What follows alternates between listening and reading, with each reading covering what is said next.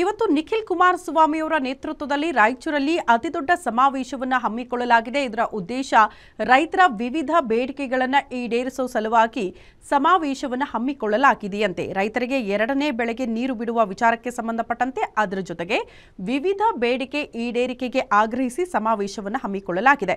ನಿಖಿಲ್ ಕುಮಾರಸ್ವಾಮಿ ಅವರ ನೇತೃತ್ವದಲ್ಲಿ ಬೃಹತ್ ಸಮಾವೇಶವನ್ನು ಹಮ್ಮಿಕೊಳ್ಳಲಾಗಿದ್ದು ರಾಯಚೂರು ಜಿಲ್ಲೆ ಸಿಂಧನೂರು ನಗರದ ಎಪಿಎಂಸಿ ಮಾರುಕಟ್ಟೆಯಲ್ಲೇ ಈ ಸಮಾವೇಶ ನಡೆಯುತ್ತೆ. ನಗರದ ಶ್ರೀ ಕೋಟೆ ಈರಣ್ಣ ದೇವಸ್ಥಾನದಿಂದ ಎಪಿಎಂಸಿ ಮಾರುಕಟ್ಟೆ ತನಕ 4 ಜಿಲ್ಲೆಯ ರೈತರು ಪಾದಯಾತ್ರೆಯನ್ನು ಹಮ್ಮಿಕೊಂಡಿದ್ದಾರೆ. ಎರಡನೇ ಬೆಳೆಗೆ ನೀರು ಕೊಡಬೇಕು, ಇಲ್ಲ ಎಕರೆಗೆ 25,000 ರೂಪಾಯಿ ಪರಿಹಾರ ಕೊಡಬೇಕು. ಭತ್ತ ಹಾಗೂ ವಿವಿಧ ಬೆಳೆಗಳಿಗೆ ಖರೀದಿ ಕೇಂದ್ರ ಆರಂಭ ಆಗಬೇಕು ಅಂತ ಕೂಡ ರೈತರು ಆಗ್ರಹಿಸಿದ್ದಾರೆ.